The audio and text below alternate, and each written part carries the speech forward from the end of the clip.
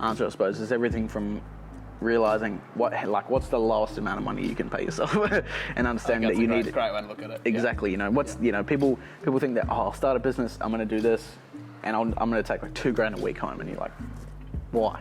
Yeah. They don't need to take $2,000 a week. Even like there's some people I know start businesses, they're still living at home. They want to take $2,000 a week. They want to go party. You know. Yeah.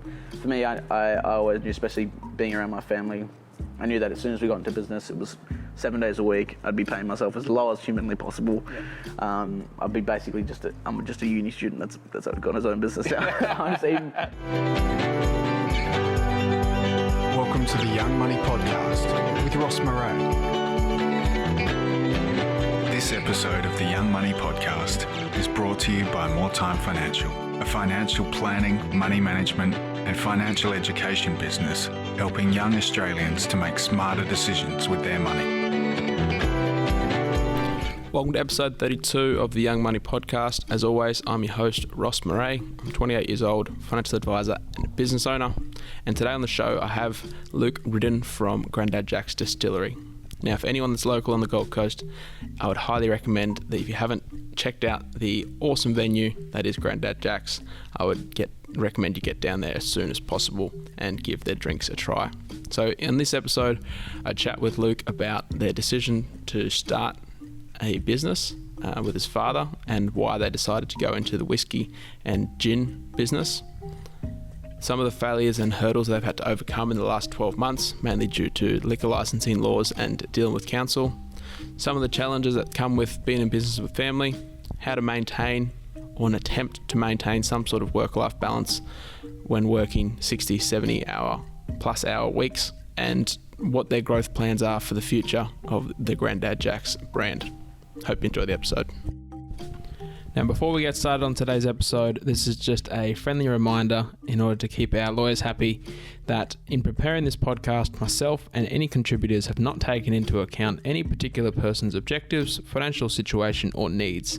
So before acting on any of this information, you should consider its relevance to your personal circumstances, and if required, seek the assistance of a licensed professional. I'm Luke Ridden, I am 22, and I'm the head distiller and co-owner of Granddad Jacks Distillery on the Gold Coast. Excellent. Yeah. And obviously getting a sample of your fine Yeah, here. that's it. You can't come in and not have a drink, so, So what do we got? This is the Seymour Street, so it's our greenhouse gin, what we call our gateway gin. It's got some fresh lime juice and eucalyptus simple syrup that we make up as well, so probably our most popular cocktail in the tasting room. Nothing like a Monday cocktail. That's it, man. Monday. It's like we're not doing this in the morning. I normally try, 9 a.m. and switch people right up. Yeah. Excellent. Well, if you want to maybe give me your resume, career history in a snapshot. So I started doing a lot more kind of trade-based work. So my first job probably would have been just like picking shelves at my dad's first business, like one of my dad's first businesses, and then helped build trailers, went into looking at doing stuff like aviation engineering, but I'm colorblind, so I couldn't get a pilot's license. And then ended up working for BMW in Southport here as an apprentice mechanic. Moved to Jaguar Land Rover, worked on a few bits and pieces, race cars, stuff like that. Got my certificate, can tell people I'm a mechanic, but I was pretty shit. And now I'm a distiller, so kind of moved into working with my old man and creating something that was kind of like a dream of ours ever since I was young. We kind of talked about it just as like a family thing. Yeah. And it's kind of turned out really cool. Excellent. Yeah. So typical day or typical week in the life of I don't distiller? I don't know if there is any typical. I think it's like maybe if I work for somebody else it'd be a typical day, but when you work for yourself, the small business life gets a hold of you and you end up doing, you wear 10 different hats during the day, so you try and get as much stuff done as you can and kind of move on from there. So it can change. Some days I'm just all doing emails, some days it's all meetings, some days going to see council and liquor licensing. Sometimes I'm just spending 15 hours here distilling, so it can change all the time. What's needed gets done. Yeah. Excellent. So I guess it'd be a good idea to maybe start from the beginning of where this whole initial idea came from. So obviously we're sitting in it at the moment, but obviously looked very different to when you first started. So if you want to take me back to where did the initial idea came from, and that initial kind of process to ball rolling. The whole thing was when my great-grandfather is alive, myself and my father had a pretty good relationship with him, and I used to kind of talk about his life a lot, and we always wanted to do something kind of in honor of his memory. Early on we talked about like a museum in his hometown or something like that, and then over a few drinks one night in late 2017, probably around like end of November, start of December, we talked about maybe like a distillery could be a cool thing. He was a big lover of whiskey. Yeah. I had the gin every now and then, but really he was a big whiskey drinker. So we thought this would be a good idea. We knew that this current, like we only just moved into Miami, so we knew this area was kind of cool. Yeah. It had the paddock, it had Black Ops, had like this kind of nice vibe. It was kind of the back streets of almost Burleigh, and we knew this was a pretty good spot. So my old man decided he'd just hit the road, start knocking on doors, seeing who wanted to, who was trying to get out of the lease or maybe wanted to sell their building. And we came across this shed, which was Bravo boards. Okay. It previously, surf skis, surfboards, all that sort of stuff was made here. Yeah. So it's full of epoxy resin and styrofoam when we got it. Yeah. But yeah, it turns out the guy was kind of just ready to get out. So got to deal with the landlord and 15th of June we got the building. But prior to this, we didn't have any background in distilling. We knew branding and business. Like none at all? None at all. None. So none like product-wise, no alcohol business. Like we owned a bar and restaurant in Pacific Pines for a little bit, and then my dad was in the events business, so he had 2 B-double trucks that folded out into bars that went all around the country, and I did a lot of that stuff with them as well. So very different industry from this, but we knew it was something that could work. We knew it was like a growing industry in Australia, so we thought, we'll give it a crack and see what's happening. My dad was semi-retired at that stage, and I just finished up my apprenticeship. Decided I wanted to do something different. I was going to either go traveling or I always wanted to do something with my dad. So kind of all fell into place around the same time when we fell the building. We flew over to New York and San Diego for my 21st birthday. It's kind of like a dream of ours since I was like 18. Be like, okay, we'll try and do this New York trip. While we're over there, it was kind of iffy whether we were going to get the building or not. The day we flew back, we landed at 10. 2 hours later, my dad rang me and said, hey, we actually got this over the line. We got the keys to the building. Then I was in here stripping stuff down and demoing it so we could kind of change everything about it. We've done everything except for pull the 4 walls down. So roof, all these like new boxing sections, all the brick wall, everything. It's kind of all brand new, but out of recycled materials, just the way my great-grandfather would have done it. Awesome. Yeah. So was it the initial idea of, okay, we're going to open up a bar or distillery? Mm-hmm. Was it kind of like, yep, done, like no hesitation, or is it kind of a bit more, let's think about it? Or for us, it's just like, okay, what are we going to do? We have like this rough idea, and then we head it, and as we're going towards, and as we're sprinting, we're getting everything else sorted. So we're actually the fastest distillery to ever open in Australia. Awesome. So including their tasting room and actually manufacturing their own spirit. So for us, it was 8 months. So got back in January, opened in August. Yeah. When we got back in January, we only really had the idea of the brand. We didn't have any logos or color scheme or any equipment. We had really no idea. I'd never distilled anything at that point. So getting back, we kind of had to find everything in between. Few YouTube videos. And luckily, when we were in the States, a good friend of ours, and now a really good friend of ours, Blake Heffernan, he works at a few distilleries, but now at Old Harbour Distillery in San Diego. Okay. He was like my mentor. So we flew him over here. We went through like commissioning our still. So what was that process? You go over there and be like, So when we were over there, it's one of those things that just is timed right. So we flew over to San Diego. We'd had some contact just with doing the itinerary with a guy named Trent, who's from San Diego Distillery. And we went there, we were tasting whiskey at 9 a.m. in the morning. I'm like, hey, we really have this idea of like bringing someone over that could kind of upskill me really quickly. Yep. I'm a fast learner, so if I had the right tutor, I can grow pretty quickly. Yep. So he's like, look, I'm way too busy, I can't do this, but maybe this guy, Blake Heffernan, he might have a crack. He's a bit of a nomad. He lives on a boat. He loves it. He's a great distiller. Yeah. He works at this place called You and Yours. So at the time it was open, they had like a cool kind of tasting room setting like this, but very, very kind of more female orientated. It was nice like white tiles and color and all that sort of stuff. So turned up there, they had a distillery at night, a distillery tour at night, went on the tour, and it happened to be a late working night for him, so he was still there in the background. And while I started asking questions, the old man noticed that he was the distiller and was like, hey, do you want to have a beer? We're opening a distillery in Australia. Maybe you want to fly over and help us set it up. And it's kind of just that random, okay, that's weird. We gave him a card. He had a Google search, had a beer with him the next day, and he was in. He read the story. He kind of resonated with it, and he was all about it. So, fast forward a few months, and he was here helping us make some whiskey and teaching me a lot. So you bring him over and working full time, like obviously getting that set up? Yep. So he came over for, I think it was a 2 or 3 week stint. Yep. The very first, when we first got our still, kind of just arrived. We were here for 3 weeks making everything, and then we opened the week after that. Or like it was like his last, he flew out the day after we opened, so it was a really short period of time. Right. We were distilling everything, so yeah, it's pretty amazing, really. Awesome.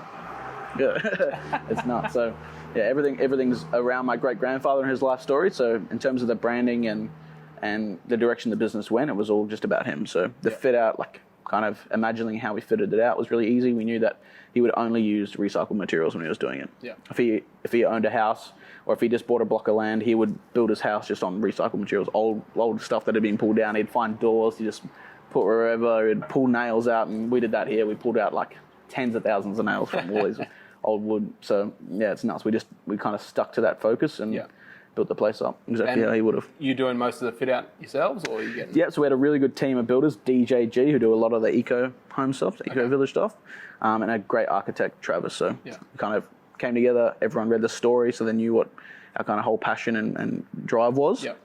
And then if they got it, they got it, and if they didn't, they weren't for us. So it happened really quickly. Luckily, we hit the nail on the head both times. Travis was the right guy, and Dave was the perfect guy to help build it, and Lambert and the rest of the team. So it came together pretty quickly. But I was here every day on the build. Me and Lambert sheeted the roof because it was comm game, so all the builders were off except for one. So we sheeted the roof and did all the pylons, and yeah, we did a lot of stuff here. Yeah. Well, as I said, like living around the corner when it was getting built, so kind of walking to and from work and seeing it kind of progress, and obviously following you on YouTube and Instagram and stuff was pretty cool to kind of see it take place. I appreciate it. Cheers. So that initial kind of process of, all right, we've got this idea, we're in America, we've got a distiller, all right, we're good to go. Yeah. Was that just like a whirlwind between like, just head down, just go for it? Yeah, 100%. So we kind of just don't look back. We just, head down, ass up, and just make shit happen. Yeah. So. And any kind of concrete plans or business plans or anything like that, or is it? Not really. We've kind of changed that as we're going. We knew that a local tasting room, people could come in and taste only the products we make. So in the tasting room, we don't serve anything else but the spirits we make here. Yeah. Spirits and craft beer. We knew that would be, it's kind of a great location for that. We knew we wanted to educate people around craft spirits. So we do like the tours, and we do the distillery experiences. That was kind of like our rough idea. We knew that would be a good way to work. And then we thought we'd go down kind of the path of just going into independent bottle shops and going into really nice restaurants, bars, and that sort of stuff. But we've kind of since changed the business model a little bit since then. We still look after like our really good clients there, but we're not pursuing that as much. We look at more events that we can do the activating ourselves and really just kind of put the brand forward ourselves. Yep.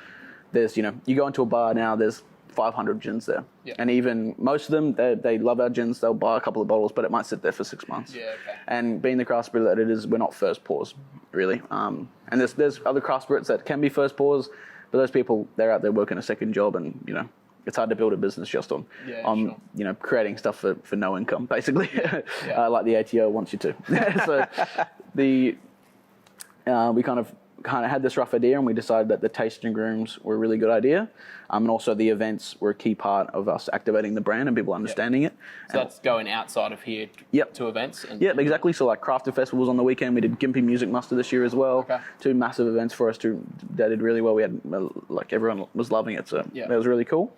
And then, independent bottle shops, big part of that.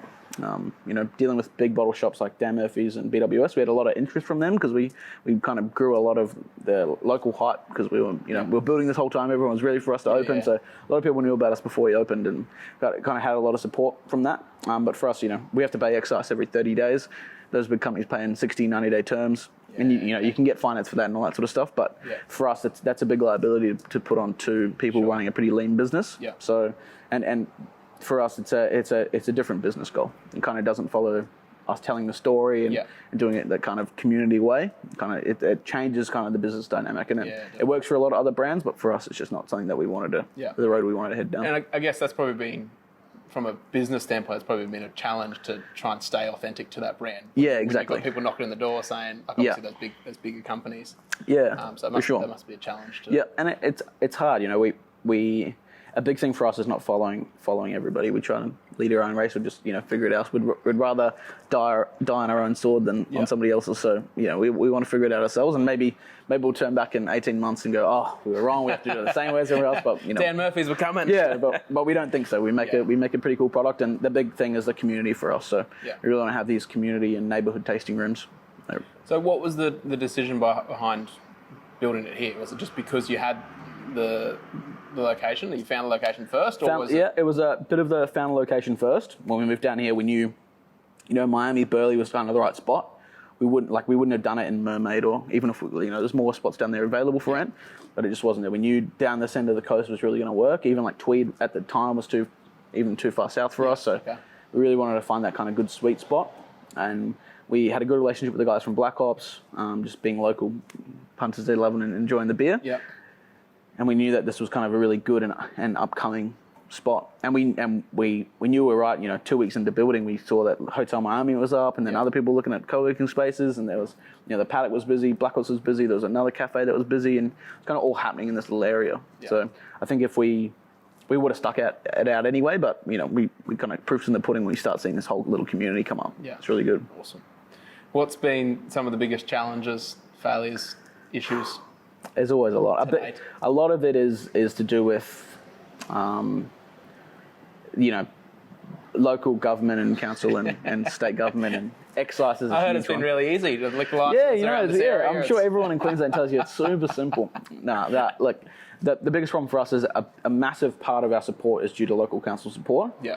And the biggest hurdle for us is spending a lot of time dealing with people on the other side of the council with town planning and liquor licensing, and there's just some crazy laws that affect a lot of people. Like we had a barber shop in here. My great-grandfather was a barber for a long time, so we had to actually shut that down because it was too much of a community impact. They decided that one chair for a barber shop that was open 3 days a week, took up too many car parks. It was causing too much strife. Right, that makes a lot of sense. So that stuff with that has been the biggest hurdles. Yeah. We were forced to close for one weekend, and then told we could reopen the next weekend when they kind of did a backflip. So that was another painful scenario, and we're kind of still dealing with the issues from that. It's easy to tell people that you close, but telling people you reopen again is another story. So. And is that just the location, or is that because you're serving liquor, like because you're a distiller? A bit of everything. There's a lot of people out there, on the Gold Coast, if someone wants to complain, they can complain to local council. Yeah. It doesn't matter who they are. We don't know who they are. Gotcha. And it doesn't matter if they're like our competitor. It doesn't matter if they're just one person that doesn't like us personally. Yeah. None of the context of the matter.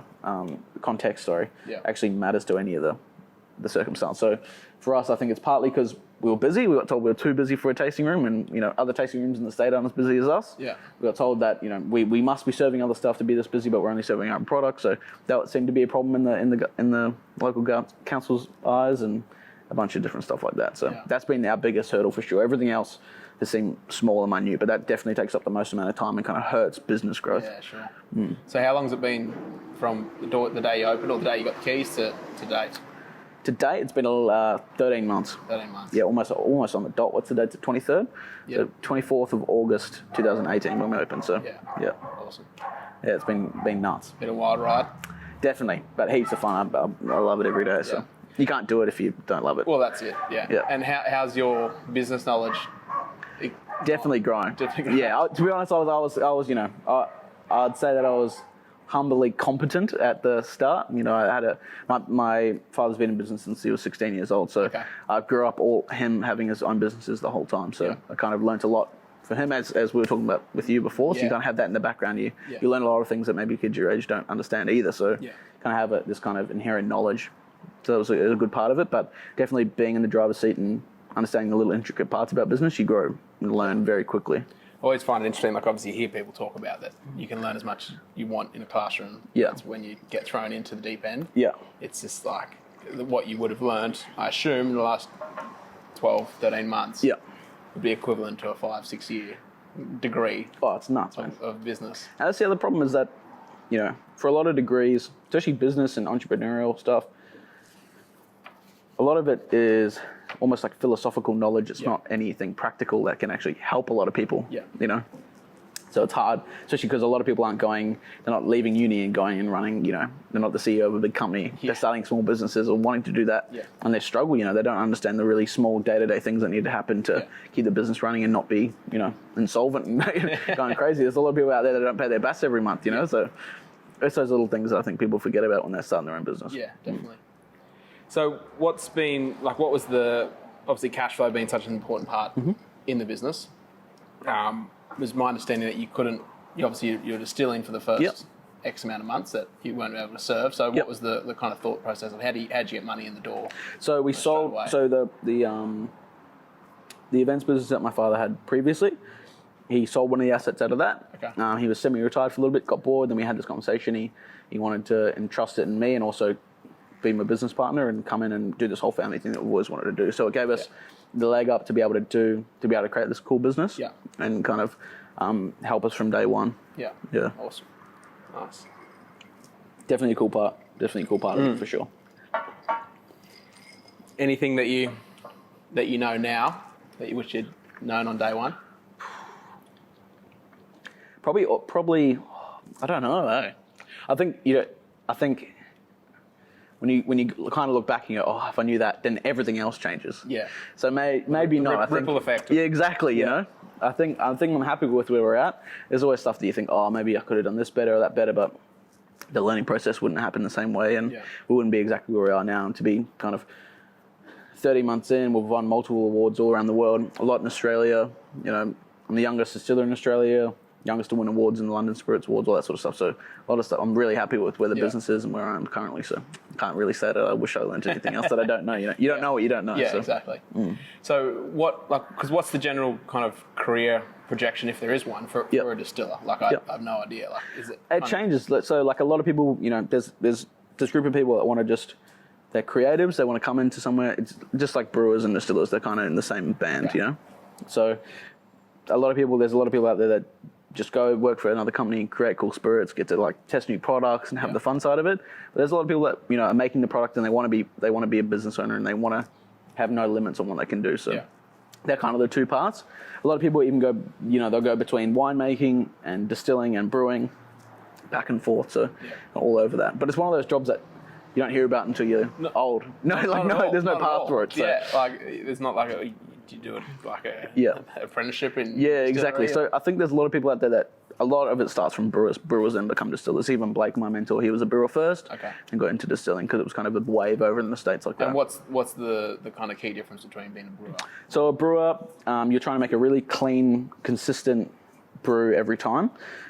Basically, when you're fermenting, the process between beer and whiskey is almost exactly the same, except when you're doing beer, when you're doing beer, you're adding hops and you're trying to keep a really clean product at that point because you want it to taste nice when it's finished fermenting or when you make it finish fermenting. For us, when we're creating a classic style of whiskey, we're fermenting it out with no hops, getting a lot of alcohol out of it. So we're looking more at the efficiency of the brewing, trying to get the most alcohol out as we can, and then distilling that into a purified alcoholic substance.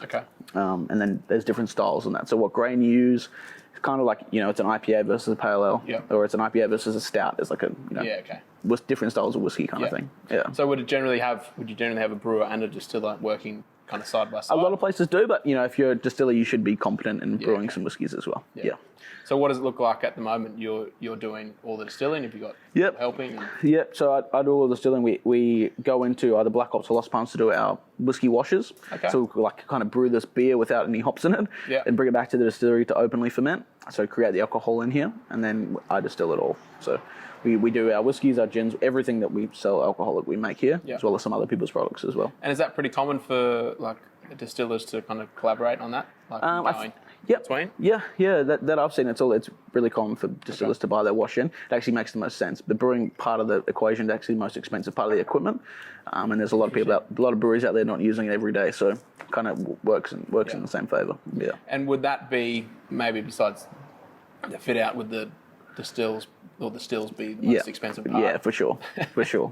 Yeah, it's all copper and stainless steel, so it can get really, really up there in price. And I assume it's not something you can just roll up to Bunnings and be like, no, exactly. And part of the we really want to do a lot of the stuff as local as possible. But if we were to we ended up getting ours from the US and China, our still.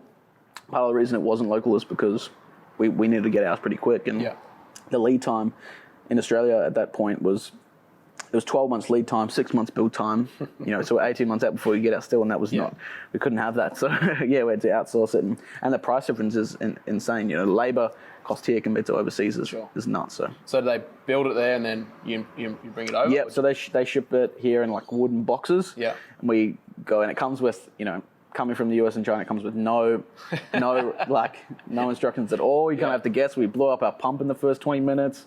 We had stuff going in the wrong direction, stuff not fitting. It was a nightmare. But after about a week of us just like looking through it all, we sorted it out. It's working perfectly now. I think I saw a couple of videos of some late night, cucumber peeling. Yeah. It looked like an endless amount It's nuts. Cucumber. Still now. I was peeling 100 and something oranges yesterday. It's nuts. Peeling for days. You get tough hands. Yeah. Yeah, so the cucumber goes into this gin that we're drinking now, actually. So there's two different ways to kind of infuse gins. There's maceration, which is sitting the ingredients in the spirit before you distill it. You can actually do it before or after. And then there's vapor infusion. So you force all the hot ethanol vapor through a chamber to like steam all the ingredients. Okay.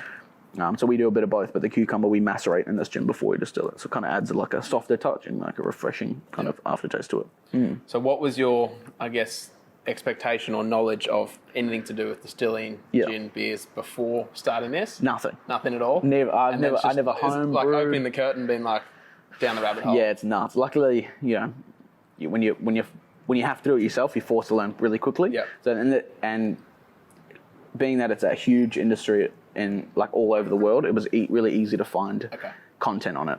Especially around brewing, there's a million home brewers in Australia and New Zealand. There's a lot, distillation's a science, so there's universities teaching it. There's a lot of content out there. You could learn about it really quickly. Okay.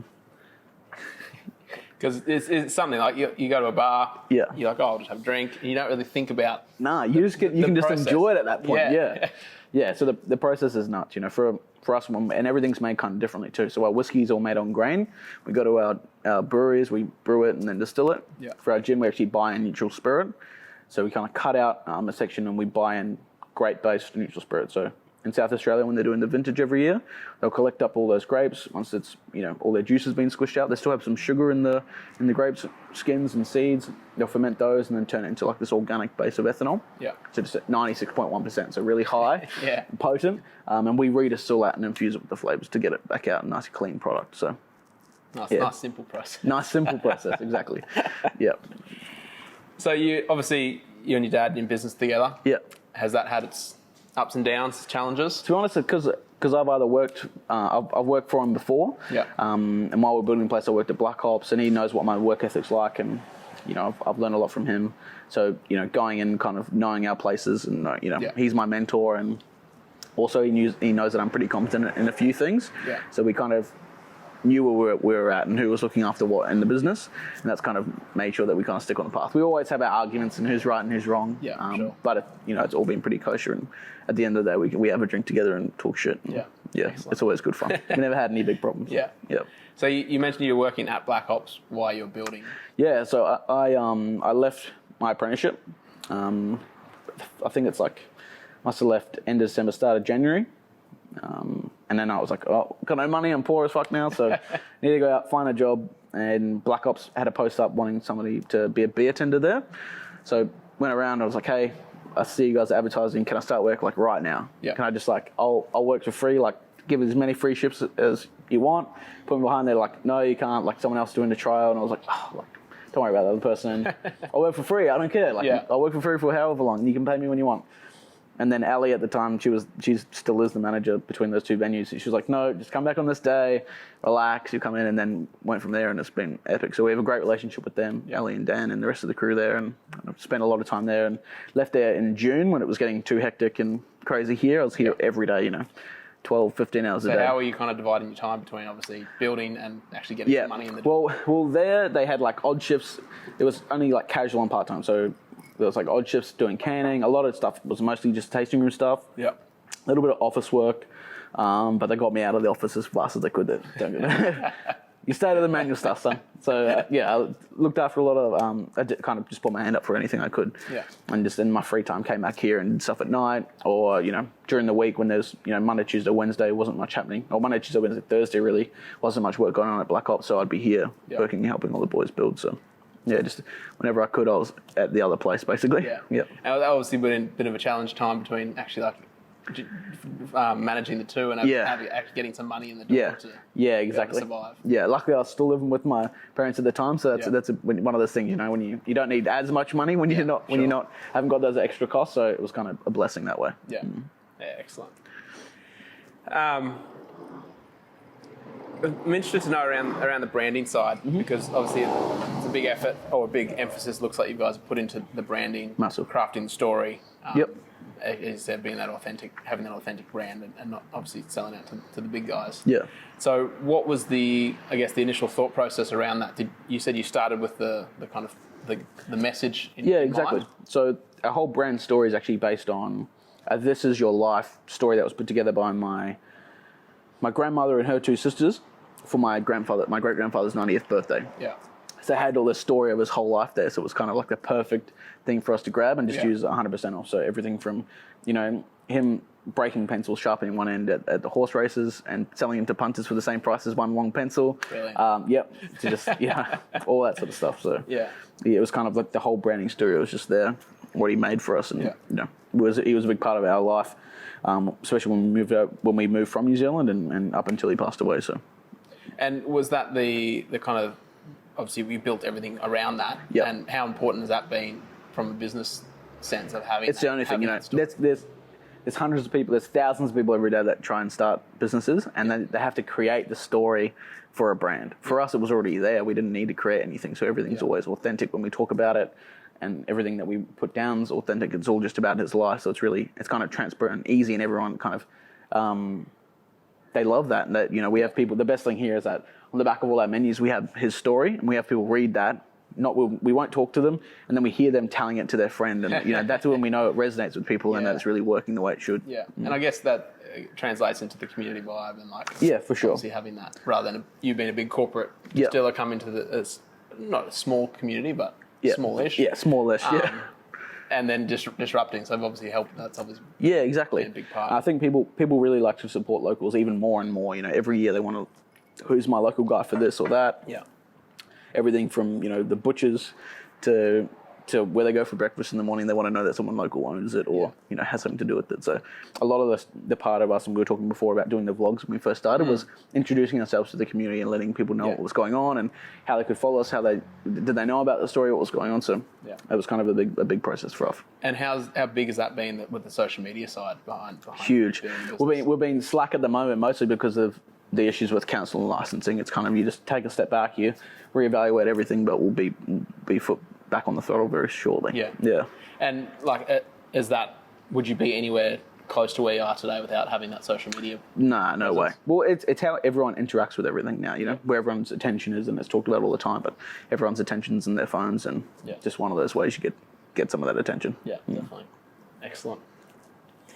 So you said you're going to have pick up the social media side of things. Is that you doing the bulk of that? So we have Hotel Miami, the guys at Desert Island Media film all our content, or a large majority of it, all our 5 questions videos, cocktail videos, and anything new that we bring out that's video formatted, or the very nice pictures that you see, that's all all those guys. Everything else we kind of try and do in-house as much as we can. Excellent. Yep. Any tips for anyone that's thinking of maybe getting into starting a business for one, and then maybe another one for anyone starting a bar? You got to be. I think a lot of people. There's so much. It's not a small answer. I suppose there's everything from realizing what's the lowest amount of money you can pay yourself, and understanding that you need. Great way to look at it. Exactly. People think that I'll start a business. I'm going to do this, and I'm going to take like $2,000 a week home, and you're like, why? Yeah. They don't need to take $2,000 a week. Even there's some people I know start businesses. They're still living at home. They want to take $2,000 a week. They want to go party. Yeah. For me, I always knew, especially being around my family, I knew that as soon as we got into business, it was 7 days a week. I'd be paying myself as low as humanly possible. Yeah. I'd be basically I'm just a uni student that's got his own business now. I'm just eating ramen and going nuts. Yeah. So I think that's a big part of it, is just kind of knowing your limits and understanding, you know, the focus isn't you anymore. It's the business and what you can do for the business and how you can help the business. And then as soon as you hire people, it's what you can do for them. You know, it's about everybody else now, not yourself. So you're the last one to eat. Yeah, exactly.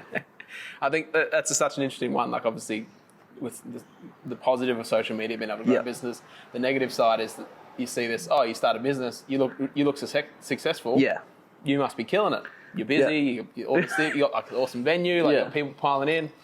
It's like, it's going well, but there's staff, there's expenses, there's all these things. There's everything. Yep. You take all that out, and then what's left is your income to take home. Yeah, and only the people that are crazy that just want to have, you know, and it's not the people that are crazy. I probably shouldn't say that, but it's there's different ways to run a business. If you just want to have the same thing all the time, you know, you can run a small cafe or a small bar, and if you just want that to be a whole business, you can take good money every year. But if you want to build something different, then you have to realize that you have to put money back into the business. You can't just take it out all the time and expect it to do really well and keep moving forward. So I think that's a really big part of business, and it's kind of educating yourself on all the little nuances that people forget about. You know, I think a lot of people, they hold a lot of trust in their accountants and their lawyers, and they don't try and investigate it themselves. And I think it traps a lot of people. Even experienced people get trapped by those two things. So it's really knowing those things, you know, kind of being over it all to understand what's happening. Yeah, you said the 10 different hats. Yeah, and you know,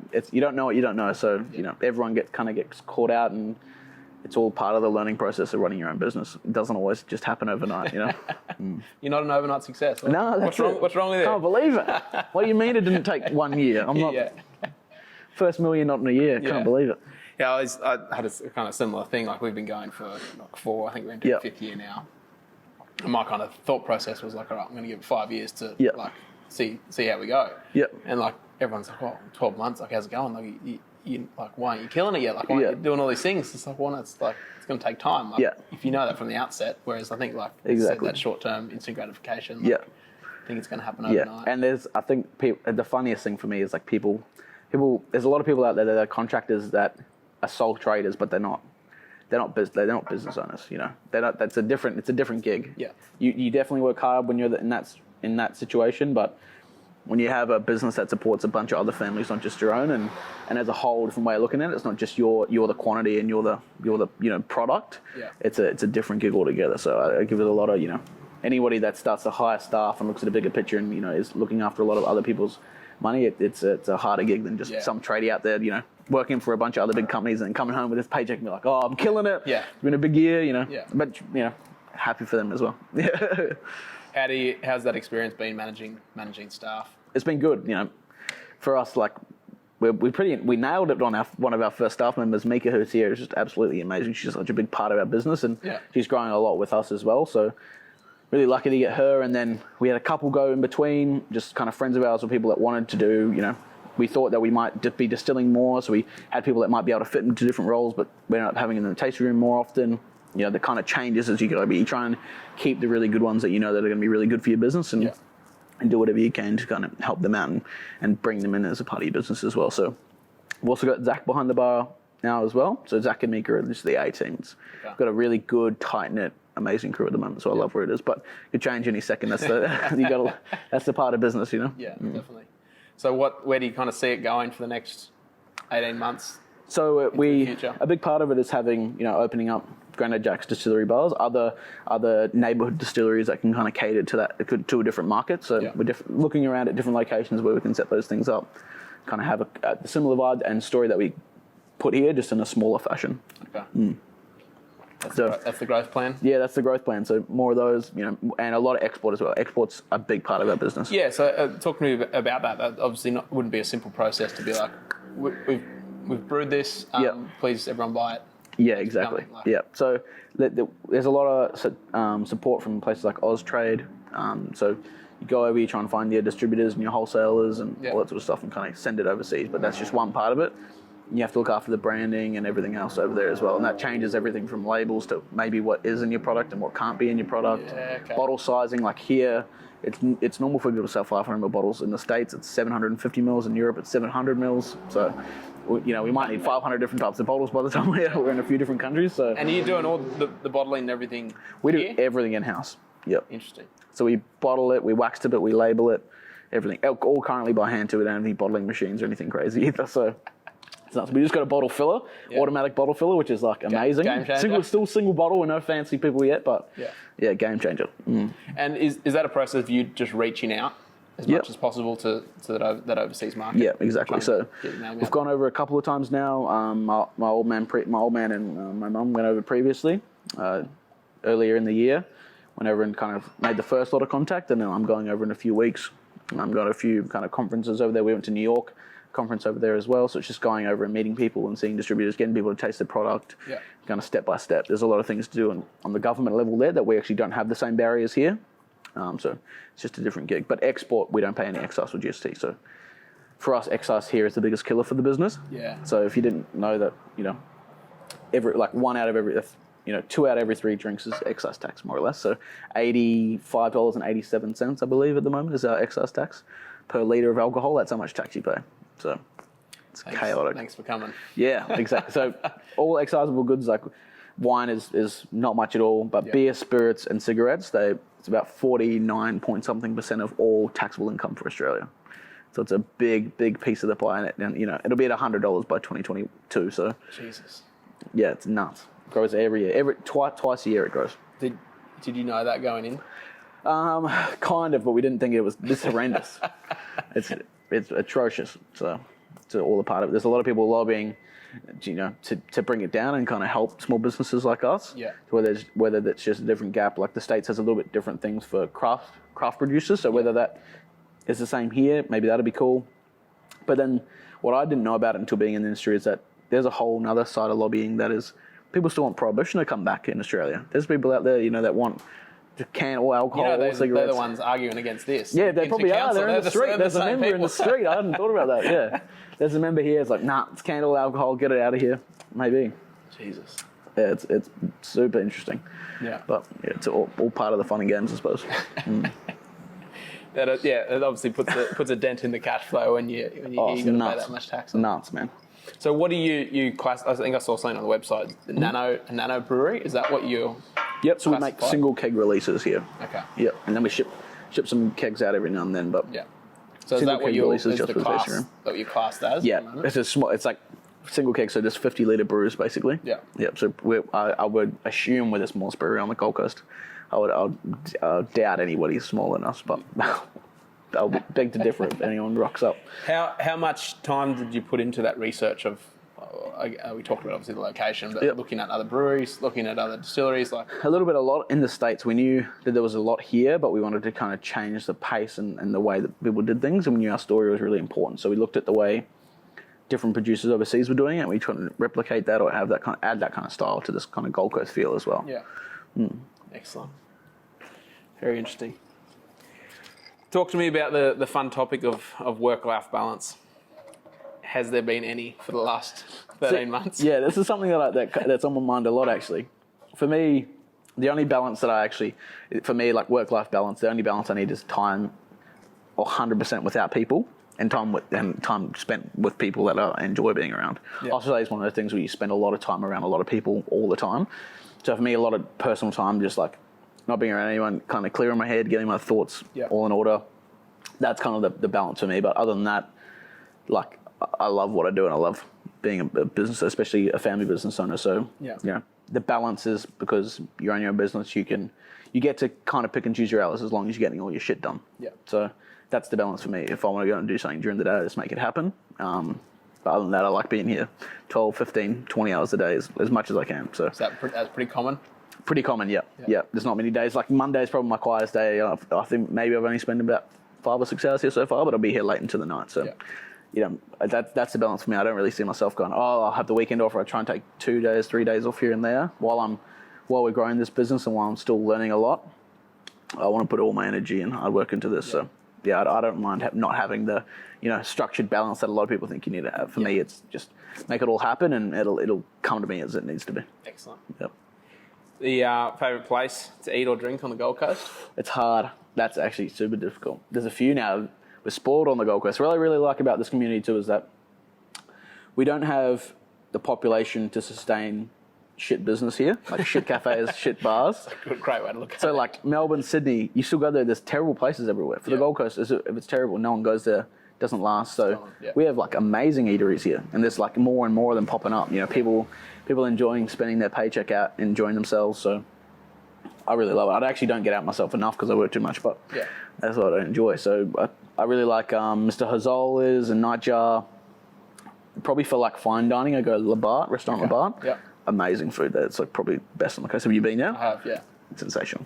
So yeah, I really like that stuff, and there's just new places popping up all the time. So yeah, it's kind of hard to choose. Well, I think this place will probably be on the top of the list of a few people. So Yeah, well, that's all a part of it, huh? Cool spot. I like to say myself, but can't be that biased. Should give some other people some shout outs. Yeah. So we try and ask most of our guests a similar kind of questions to wrap things up. Obviously, being the Young Money podcast, we're trying to focus on the money side of things. So feel free to pass it at any time. Obviously, being relatively young in business, how has your beliefs or behaviours around money changed as you've progressed? I guess just even the last 18 months or last 2 years. Probably about being aware of the people around you and how they perceive money, because that can have a big effect on yourself. You might understand, like, you might have all your stuff set out, but if you're surrounded by or you're really good friends with people that don't understand it as much, you can kind of cloud your judgment when you're talking about certain things. So kind of really understanding where you sit is a big part of that. Obviously on the positive and the negative side. On the positive and the negative, yeah.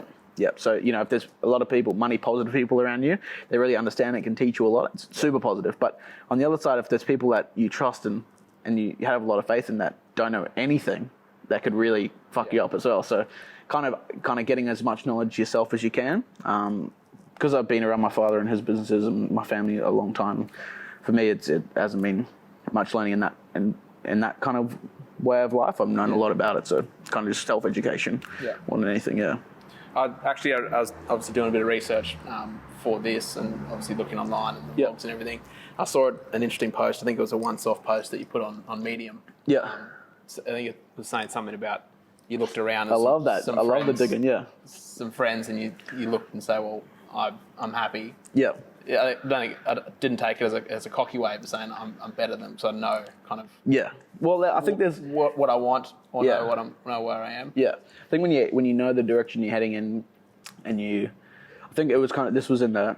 I love that you found this too, because I was talking to somebody about it recently. But it's in that kind of transitionary period where you're deciding whether you want to live the different life where you can go, you get paid every day, you can enjoy life, you can go out just and have fun and that sort of stuff. But you don't find any passion or real like kind of enjoyment in the other part of your life. But for me, I saw that as like I found it pretty young. I know exactly what I want to do. I want to be a business owner. I want to mentor people. I want to do my thing. And I could see people just not knowing what they were doing things just to please their parents or please their friends, or just lying about how much money they thought they had. And I just just telling everyone to suck it because it was funny.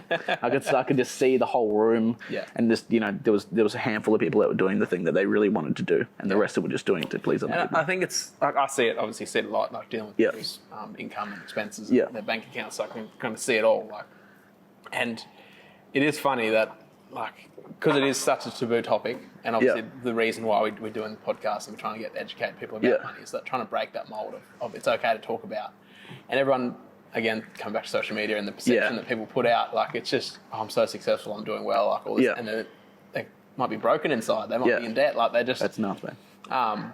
And as you said, just following that traditional mold of, okay, well, you need to get a successful job, you need to look successful, you need to tick the boxes as you were. There's a lot of ego in this kind of way of life, man. People, especially people thinking they own their own businesses, or there's people out there with hundreds of $1,000s worth of debt and no liquidity, and they're just dying, but they're driving around in Lambos and Ferraris and nice houses. And you see it all the time, like you were saying. So it's definitely interesting, man. There's a lot of flexing on here with no real back end. That's a good way to put it. What do you know about? I guess maybe this isn't really relevant for you, but what do you know about money and finances now that you wish you'd been taught earlier?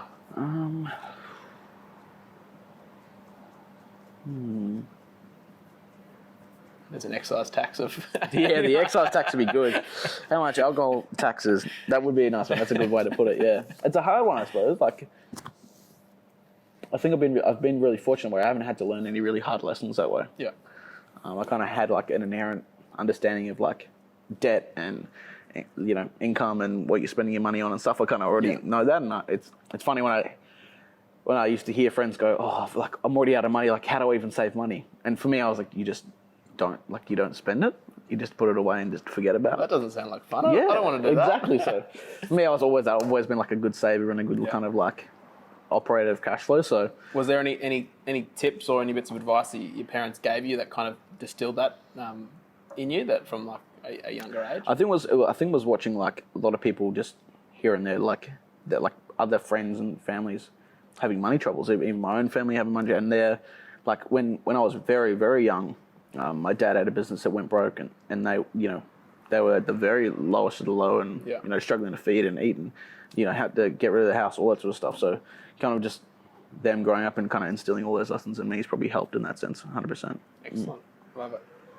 Top money saving tip or hack, either personal or business? Yeah, just don't go out. Get so busy that you have no time to spend any money. Except for Granddad Jacks. Yeah, exactly. You can come here, I'll talk to you. It's a bargain here, actually. You get cheap gin and tonics. It's perfect. So, yeah, I think for those people that really want to save money, that you just get busy doing shit that you want to do. If you really want to save up and travel, you can make it happen. I was listening to some of your other podcasts. They're actually really good about people like, oh, well, we started putting away this much money and our lifestyle didn't even change. I think that happens with a lot of people. They go, oh, like I'm saving heaps of money and I don't feel like I've changed anything. You end up spending money on like biscuits or cheese and crackers, and you don't do it. You just forget about it. Yeah. When the money's disappeared, it's gone. You just got to kind of get into that habit of doing stuff. For me, the busier I am, the less money I spend. So I try and keep it that way. Yeah. Excellent. So this probably might be an easier question for you than most people to answer, but tomorrow you win $1 million. What's the first thing you do, and what's the first thing you buy? $1 million. Oh, there's a lot of stuff I could buy. I'm a fan of like old motorcycles at the moment. So if I was going to be super selfish, I'd get myself an old motorcycle. Yep. Probably one from my old man as well. I've got an old car that we've been working on. So that'd be something. But business-wise, I'd probably I'd have the second one of these set up already. Yep. And then I'd be looking at getting that one right, getting this one right, and then I'd roll that probably like 10 in the next kind of 24 months. With a lot of money, you can like... A lot of hard work means you don't have to spend so much cash. So I know how hard I can work, so I can do a lot with $1 million. So watch out. If I win $1 million, there's a lot of shit happening. I'm busier than ever. Yeah. So love it. Excellent. Any final tips, words of wisdom? You don't know what you don't know, so try and just educate yourself as much as you can. Podcasts like this are really helpful, just learning other people's perspectives, having a chat, and try and, some people really find mentors helpful and other people don't. I'm fortunate that mine's my dad, so... Yeah. Not everyone has that. So whether you can find that in your own industry or, something like that is always helpful as well. Words of wisdom. Excellent. Thanks for being on the podcast. No worries, mate. Thanks for coming in. Cheers. I have to get another drink. Thanks for checking out another episode of the Young Money Podcast. As always, anything mentioned or discussed throughout this show can be found in the show notes below. If you want to check out previous episodes and find out more about our guests, you can head to rossmarais.com/podcast. Hope you have a great day. If you've enjoyed this episode of the Young Money Podcast, make sure you subscribe to keep up to date with all the latest episodes. And feel free to leave a like, comment, and share it with a friend.